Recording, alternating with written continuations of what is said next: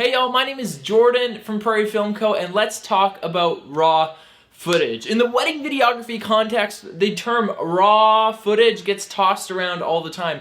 We regularly have people send us emails like, hey, do you sell your raw footage? Are we able to get our hands on the raw footage? And I think oftentimes when we say raw footage, different people are talking about different things. Let's bring it together. In the wedding videography context, what exactly is raw footage? To put it simply, I show up to your wedding and I shoot your wedding, right? So I'm filming your wedding, and that those files or whatever my camera's capturing is being written as a file onto an SD card that is located in the camera. So I open this up and boom, I got an SD card.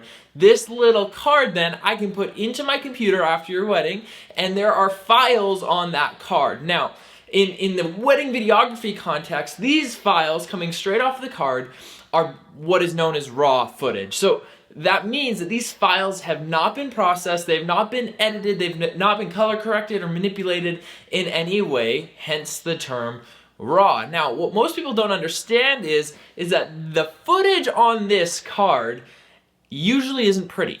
So put yourself in the shoes of me on shooting your wedding day. So I'm running and gunning, I'm shooting this little thing here, coming down the aisle, boom, we got it. The camera is processing that different than your eye processes it. When you see the bride coming down the aisle, man, she's like stunning and radiant and coming in all of her glory, and your eye's picking that up, and you are just lost in the moment. But when my camera's recording that, I'm shooting on what's called a specific picture profile to these Sony cameras. We've built kind of a custom way that the camera, the sensor in the camera, that thing right there, is just sucking in light. And the way that it looks actually is not even close to the way that your eye sees it, and is definitely not close to the way that you see it at the end when we give you a final product, a video, you know, of the bride coming down the aisle. It's all beautiful and it's been color corrected and color graded. So I'll jump to a couple examples and show you exactly what I'm talking about. Okay, so we're looking at a clip from Paula and Steve's wedding that we shot this summer. And it's a clip of Paula and her mom. They're running and they're kind of recreating a scene from their childhood, I think. And the mom's holding her scarf and Paula is running with her veil. Her veil blows off in the wind. This little scene of 3 seconds made it into their highlight film. Now let's work backwards. This is an edited clip. So the first thing is I can remove the color grade. So the color grade is what's really bringing out these nice greens in the background. It's what's made their skin tones look decently pleasing. And, you know, you can kind of see the colors in the bouquet and the pinks in the dress. That's the color grade. So if I take that off, boom, whoa, all of a sudden I have a very desaturated clip. We shoot on Sony cameras, which have a weird way of processing green colors. And so all of a sudden you see when I take the grade off, the greens kind of become really bright and vibrant. Put it back on just so you can see with the grade, without the grade. Now, I can take that one step further and I can actually remove the color correction. So just the basic correction level of this clip. If I do that as well, whoo, okay, so now it's almost whitewashed. Like there's no contrast to it at all. It's quite flat. This is exactly how it comes off looking from our cameras. It comes off flat. It comes off, you know, the skin tones are quite pale. There's really no distinguishing element that's a skin tone at all. It's contrast free. So now this clip though is still kind of in slow motion, right? And it's okay. It still kind of is cinematic to some degree.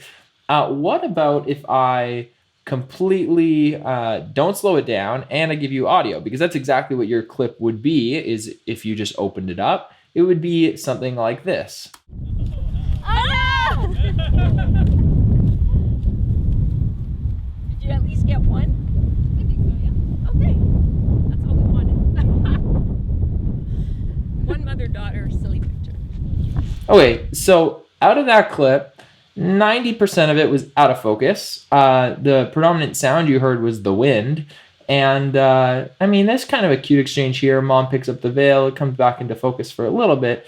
But again, like this is what we're talking about when we say raw. And I think you just need to have your expectations set in the right place. Like this does not look cinematic, beautiful. There's no backing track. It's not in slow motion. It is literally raw. But is this enjoyable to watch? Yeah, I'd say so. I mean, you kind of get it. If you're willing to put up with the inconvenience of having to open each individual file, And there's ways around that. But I mean, this is something that you can take home with you, and you can see it, and it's a different insight into your wedding day. You know, you'll relive these moments in a different way.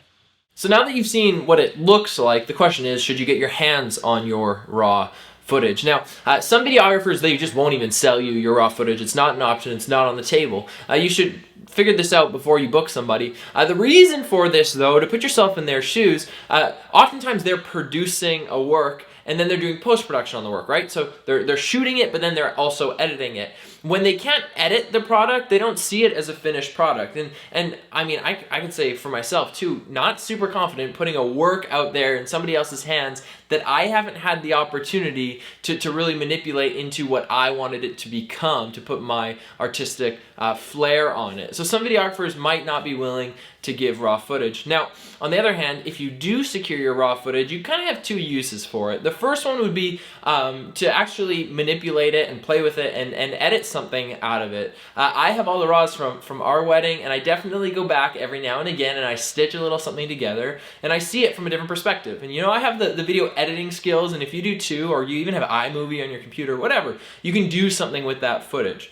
The second one is you could actually just watch all those clips, the raw clips, as you get them from the videographer. So you would click on it, open it up in QuickTime Player or whatever your movie watching or video watching software is, and you just go through one by one and you could open these files and watch. Now, some of them might be 2 seconds long where the videographer click record and then quickly canceled it. Some of them might be, you know, 20 minutes long, and there's like minutes on end of the camera at the ground as the videographer moves around or goes to get a different shot. You might hear the videographer's voices in the background, probably more that than you will hear your own voice. Lauren and I are always like, oh my gosh, like we hear ourselves behind the camera when we're watching back in post-production, and we're like, oh, we just cringe at the sound of our own voices. So you're gonna see things from a different perspective, but again, go in with the realistic expectation. It's not gonna be super pretty, it's not gonna be nicely edited and gift wrapped for you, but if you're interested, it may give you a different perspective into